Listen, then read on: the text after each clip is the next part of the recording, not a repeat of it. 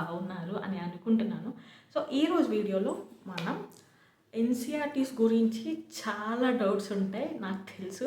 So అందులో మేజర్గా వచ్చే డౌట్స్ ఈరోజు మనం క్లారిఫై చేసుకుందాం. సో ఫర్ ఎగ్జాంపుల్ లైక్ అసలు ఎన్సీఆర్టీస్ చదవాలా, ఎన్సీఆర్టీస్ ఇంపార్టెంటా, ఇంకా ఎన్సీఆర్టీస్ చదవకుండా స్టాండర్డ్ బుక్స్ డైరెక్ట్గా చదువుకోవచ్చా అనే డౌట్ ఉంటుంది. అండ్ ఇంకొకటి ఎన్సీఆర్టీస్ నుంచి నోట్స్ ప్రిపేర్ చేసుకోవచ్చా అనే డౌట్. లైక్ అండ్ ఇంకొకటి ఓల్డ్ ఎన్సీఆర్టీస్ చదవాలా, న్యూ ఎన్సీఆర్టీస్ చదవాలా, లేక తమిళనాడు బుక్ ఎన్సీఆర్టీస్ చదవాలా. సో వీటన్నిటికీ ఈరోజు మనం క్లారిటీ తెచ్చుకుందాం. ఫస్ట్ థింగ్, ఎన్సీఆర్టీస్ బుక్స్ చదవాలా వద్దా అంటే నా నా పాయింట్ ఆఫ్ వ్యూలో ఏంటంటే మనం చిన్నప్పుడు ఏబిసిడి నేర్చుకుంటాం కదా.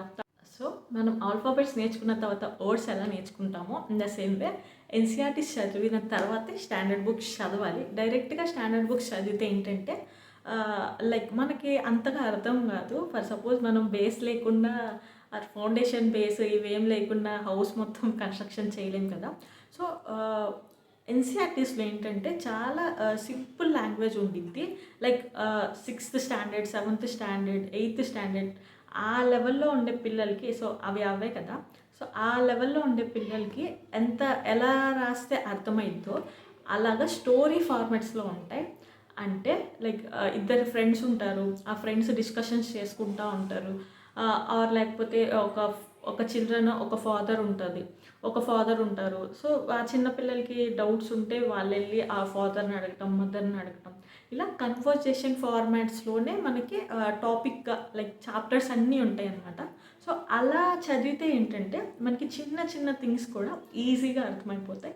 అండ్ త్రూ ఎగ్జాంపుల్స్ మనం గుర్తుపెట్టుకుంటాం, ఆర్ త్రూ కన్వర్జేషన్ వల్ల కాన్సెప్ట్ నేర్చుకుంటాం కాబట్టి మనకి లాంగ్ రన్లో గుర్తుపెట్టుకోవడానికి హెల్ప్ఫుల్ అవుతుంది అనమాట. ఫర్ ఎగ్జాంపుల్ మనం స్టాండర్డ్ బుక్స్ తీసుకుంటే అందులో డైరెక్ట్గా ఉంటాయి అన్నమాట వర్డ్స్ అన్నీ. సో అక్కడ మనం చదివితే అర్థం కాదు. సో ఎన్సీఆర్టీస్లో ఏంటంటే through examples and through discussions ఇస్తారు కాబట్టి ఈ కాన్సెప్ట్ ఈజీగా అర్థమైపోయింది. అండ్ ఇంకొకటి, సో మీకు ఈ క్వశ్చన్ క్లియర్ అయి ఉండాలి, ఎన్సీఆర్టీస్ చదవాలా అంటే ఆబ్వియస్గా చదవాలి.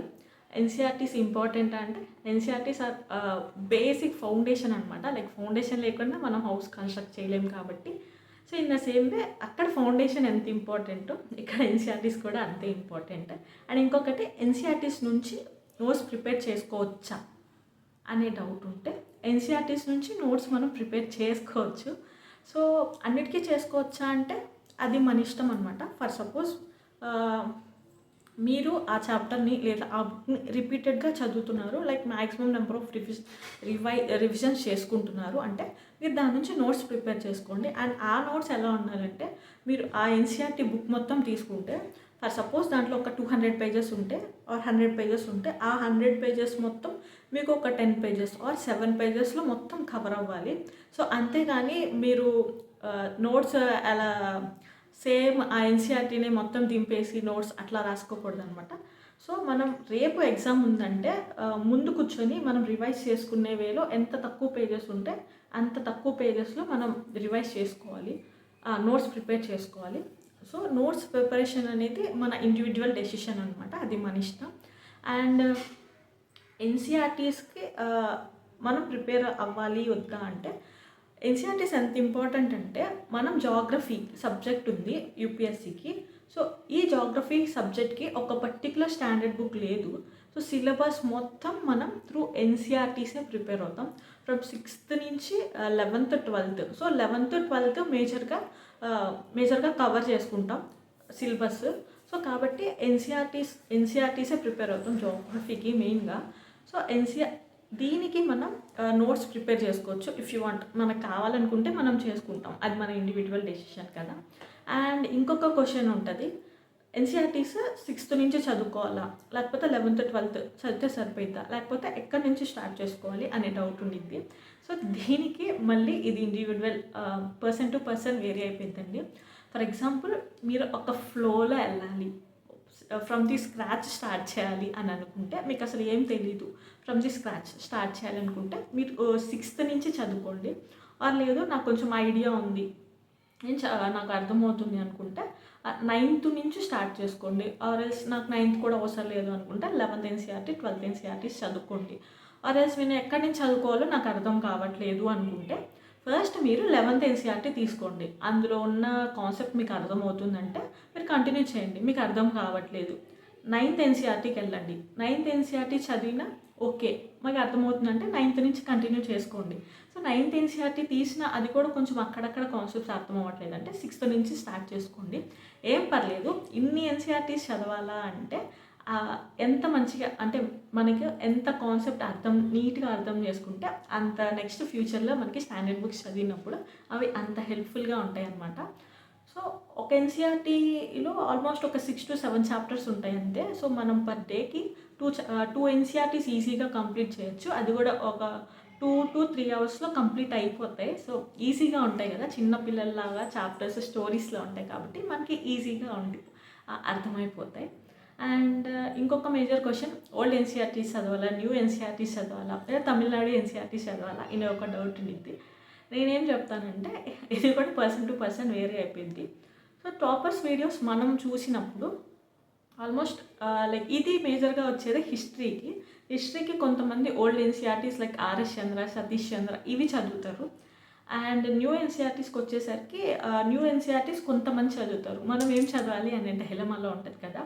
సో ఒక్కటండి, మనం ఏం చదివినా సిలబస్ కవర్ అయింది. అండ్ మనం ఏ బుక్ చదివినా ఆ బుక్లో నుంచే క్వశ్చన్ ఇస్తారు అని మనం చెప్పలేము. జస్ట్ మనం సిలబస్ కంప్లీట్ చేయాలి, సిలబస్లో ఉన్న టాపిక్స్ మనం కంప్లీట్ చేయాలి. కాబట్టి ఏ బుక్ అయినా తీసుకోండి. ఫర్ ఎగ్జాంపుల్ నేను అంతకుముందు తమిళనాడు ఎన్సీఆర్టీస్ చదివాను. సో తమిళనాడు ఎన్సీఆర్టీ ఏంటంటే చాలా బాగుంటుంది, ఈజీగా అర్థమైపోతుంది అనమాట. సో నేను అంతకుముందు ఏం చదివానంటే, సో ఫర్ ఎగ్జాంపుల్ ఏన్షియన్ హిస్టరీకి ఎన్సీఆర్టీ 6 ఉండిద్ది, అవర్ పాస్ట్ 1 అని చెప్పి. సో అది చదివాక నేను తమిళనాడు ఎన్సీఆర్టీ చదివాను, 11th ఎన్సీఆర్టీ అనమాట. ఏన్షియన్ హిస్టరీకి లైక్ 14 చాప్టర్స్ ఉంటాయి ఏన్షియన్ హిస్టరీకి. 15 చాప్టర్ నుంచి మనకి మెడివల్ ఉండిద్ది అనమాట. సో మెడివల్ కావాలంటే అవర్ పాస్ట్ 2 ఉండిద్ది, అది ఎన్సీఆర్టీ 7 అనమాట. అది చదివాక తమిళనాడు ఎన్సీఆర్టీ మెడివల్ చాప్టర్ చదివాను. సో దట్ అది నాకు హెల్ప్ఫుల్గా అనిపించింది అనమాట. కొంతమంది ఓల్డ్ ఎన్సీఆర్టీస్ చదువుకుంటారు, కొంతమంది న్యూ ఎన్సీఆర్టీస్ చదువుకుంటారు. అది మన ఇండివిజువల్ డెసిషన్ అనమాట. సో ఐ హోప్ మీ అందరికీ ఎన్సీఆర్టీస్ గురించి కొంచెమైనా ఐడియా వచ్చి ఉండిద్ది. అండ్ ఇంకొకటి మర్చిపోయాను, అండ్ ఈ ఎన్సీఆర్టీస్ అన్నీ కొనుక్కోవాలనుకుంటే అది కూడా మన డెసిషన్ అండి. సో మనం గూగుల్కి వెళ్ళేసి లేదా క్రోమ్కి వెళ్ళేసి ఎన్సీఆర్టీ అని మనం టైప్ చేస్తే ఎన్సీఆర్టీ వెబ్సైట్ డైరెక్ట్గా ఓపెన్ అయిపోయింది.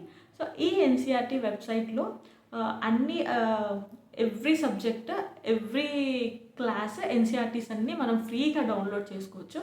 మీరు ఓకే అనుకుంటే లైక్ పీడిఎఫ్స్లో మీరు చదవగలరు అనుకుంటే మీరు అట్లా చదువుకోవచ్చు. అండ్ లేదు నేను బుక్స్లోనే చదువుకుంటాను అనుకుంటే చదువుకోండి. సో నా పాయింట్ ఆఫ్ వ్యూ ఏంటంటే, మనం కొన్ని బుక్స్ కొన్ని ఎన్సీఆర్టీస్ ఎక్కువ టైం రివైజ్ చేసుకుంటాం, లైక్ 5 times 6 times.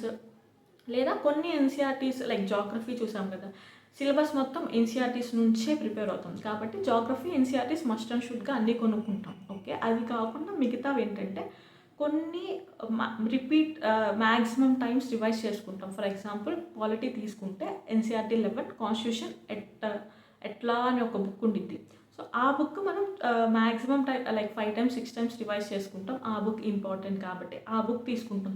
సో మిగతావి ఏమీ తీసుకోవాల్సిన నీడ్ లేదు. ఫర్ ఎగ్జాంపుల్ మీకు పీడిఎఫ్లో చదవటం ఇష్టం లేదు లేదా చదవటం నచ్చకపోతే మీరు తీసుకోవచ్చు.